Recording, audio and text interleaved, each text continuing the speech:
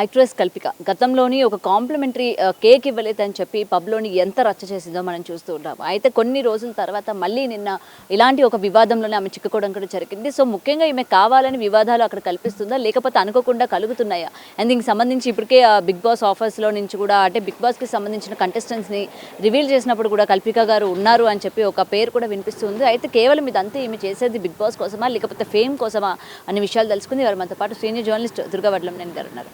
Ma'am నమస్తే. So ప్రతి ఒక్క యాక్ట్రెస్ ఏంటంటే ఓకే అనుకోకుండా ఏదో ఒక వివాదంలో చిక్కుకుంటారు. నెక్స్ట్ టైం దాని నుంచి మనం బయటపడాలి, పాజిటివ్గా కనిపించాలి, ఎక్కడికి వెళ్ళినా చాలా జాగ్రత్తగా ఉండాలి అని చెప్పి ఈ సెలబ్రిటీలు అన్న వాళ్ళని కాపాడుకుంటూ ఉంటారు. బట్ ఈ కల్పిక గారి విషయం వచ్చేసరికి మళ్ళీ నిన్న ఒక రిసార్ట్లోని ఆమె చేసిన హల్చల్ మామూలుగా లేదు. సో ఇదంతా కూడా ఆమె ఎందుకు చేస్తుంది? కేవలం అటెన్షన్ కోసమా, లేకపోతే ఇంకేదైనా అనుకోవచ్చా? ఒకటి యాటిట్యూడ్ అండి, రెండు మీరు అన్నట్టుగా ఏదో దీనివల్ల కొంచెం పాపులారిటీ సంపాదించుకుందామని అనుకుంటున్నారా? ఇప్పుడు ఆల్రెడీ ఆవిడ ఏదో కొన్ని సినిమాల్లో చేశారు ఆవిడ క్యారెక్టర్ ఆర్టిస్ట్ కింద. మీరు అన్నట్టుగా ఒక కేక్ విషయంలో ఆవిడ అదేదో రచ్చ చేసుకుని, అంటే మీరు అన్నట్టుగా ఇంకొక మాట ఏంటంటే మనం హైలైట్ అవుతాము, మన సోషల్ మీడియాలో ట్రెండ్ అవుతాము, దానివల్ల ఎక్కువ మనకి అటెన్షన్ వస్తుందని అనుకుంటున్నారా? ఎందుకంటే ఇప్పుడు ఆల్రెడీ మీరు అన్నట్టు బిగ్ బాస్ కంటెస్టెంట్లలో ఈమె పేరు కూడా వచ్చింది. సో నిన్న చేసిన దానివల్ల ఆ పేరు ఉంటుందా పోతుందా అది కూడా చూడాలి. ఎందుకంటే ఇప్పుడు ఇక్కడే ఇంత రెచ్చిపోతే రేపొద్దున బిగ్ బాస్కి వెళ్ళాక ఎంత రెచ్చిపోతుందో అని మేనేజ్మెంట్ ఆలోచించి తీసేస్తుందా ఉంచుతుందా అది కూడా సందేహం. కానీ అలాంటి రెచ్చిపోయే కంటెస్టెంట్స్ బిగ్ బాస్కి చాలా అవసరం కదా. ఫస్ట్ కొత్తలో అంటే మీకు బిగ్ బాస్ స్టార్టింగ్లో రెచ్చిపోయే వాళ్ళకి చాలా అటెన్షన్ ఉంటుంది. రాను అది తగ్గి సీరియస్నెస్ వచ్చాక ఇలాంటి వాళ్ళు వెనకబడిపోతారు. లాస్ట్కి విన్ అయ్యేది ఇలాంటి కంటెస్టెంట్లు ఉండరు. కాబట్టి మనం విన్ అవ్వాలంటే మనం మంచిగా ఉంటే విన్ అవుతాం. అంతేగాని ఇలాగ గొడవలు చేసుకుని ఇప్పుడు బ్రౌన్ టౌనా ఏంటి నిన్న ఆవిడ వెళ్ళింది రిసార్ట్కి. వెళ్ళాక ఆవిడ అసలు ఇంకొకటండి, ఫస్ట్ మీరు ఒక సెలబ్రిటీ అయితే అయ్యి ఉండొచ్చు, ఇప్పుడు ఒకప్పుడు మీరు కూడా చాలా సాధారణ మనిషి కదా. ఇప్పుడు అక్కడ పనిచేసే వాళ్ళు డబ్బుల కోసం పనిచేసినా అది ఒక వృత్తి వాళ్ళకి. కాబట్టి వాళ్ళని తిట్టే అధికారం మనకి ఏముంది అసలు? నీ కింద వాళ్ళు పని వాళ్ళని కూడా మనం తిట్టకూడదు. నువ్వు డబ్బు ఇస్తున్నావు, పని చేయించుకుంటున్నావు, సో నీకు ఆ రైట్ కూడా లేదు. నువ్వు డబ్బు ఇవ్వకుండా వాళ్ళని కట్టుబానిసలుగా చేసుకున్నా కూడా నీకు రైట్ లేదు. కానీ ఇది చాలా తప్పండి. వీళ్ళందరూ కూడా ఒక స్టేజ్కి వచ్చాక వాళ్ళ అహంకారం చూపించడానికి అక్కడ పనిచేసే వాళ్ళను లేకపోతే మన కింద పనిచేసే మనుషులను తిట్టడం అనేది అది మనిషిలో ఉండే ఒక దుర్గుణం అంటాను నేను. కాబట్టి నిన్న ఆవిడ నాకు సిగరెట్లు తెమ్మంటే తెచ్చి ఇవ్వలేదు. When you are going to a resort మీకు ఏం కావాలో బ్యాగులో పెట్టుకోరా మీరు?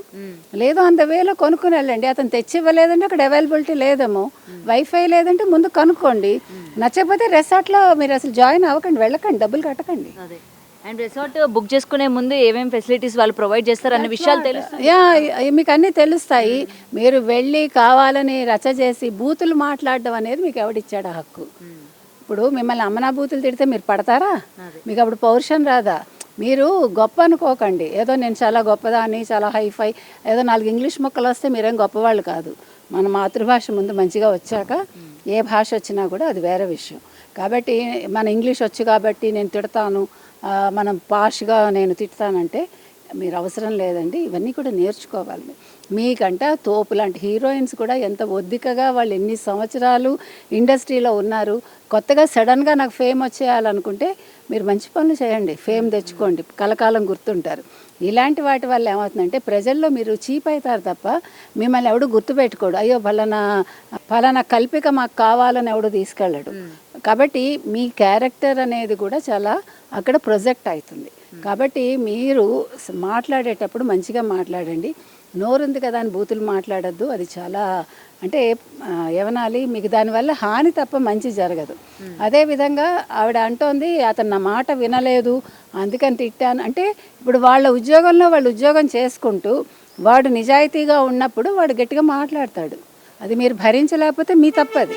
వాళ్ళు నాకు ఎదురు సమాధానం ఇస్తే నేను భరించలేనంటే మీరు నోరు అదుపులో పెట్టుకోండి. వాడు ఆత్మాభిమానం ఉన్నవాడు ఎదురు సమాధానం ఇస్తాడు. తర్వాత మళ్ళీ నేను ఇంటికి వచ్చాక మళ్ళీ ఒక వీడియో చేసి ఎందుకు ఎక్స్ప్లెనేషన్ ఇవ్వాలి? Why you are giving explanation? మన ఎక్స్ప్లెనేషన్ ఇచ్చామంటేనే తప్పు చేసినట్టు.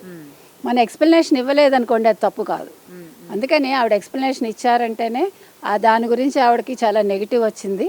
అందుకని ఆవిడ ఎక్స్ప్లెనేషన్ ఇచ్చారు. పైగా నేను సిగరెట్ అడిగాను, ఏదో చాలా మంచి పుస్తకం అడిగాను అన్నట్టు ఓకే మీ వ్యక్తిగతం అది, మీరు సిగరెట్లు తాగుతారా ఇంకేం చేస్తారు, వీఆర్ నాట్ క్వశ్చనింగ్.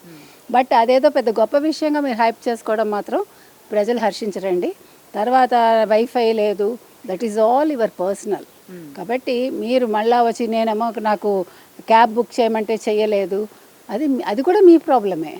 వాళ్ళు చెయ్యాలని రూల్ అయినా వాళ్ళు రాసి ఇచ్చారా మీకు, మేము క్యాబ్ బుక్ చేసి పంపిస్తామని? వాళ్ళు రాస్తే మీరు అడగచ్చు, అప్పుడు కూడా మర్యాదగా అడగాలి. కాబట్టి అన్ని తప్పులు ఈవిడలోనే కనిపిస్తున్నాయండి.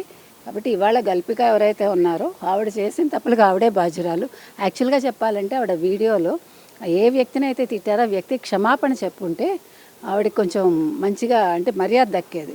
ఆవిడ అది కూడా చేయలేదు. ఏదో నేను చేసింది చాలా మంచి పని కాబట్టి ఇట్లా మాట్లాడాను, ఇంకెవరినైతే కొడతారన్నట్టు ఆవిడ మాట్లాడుతుంది.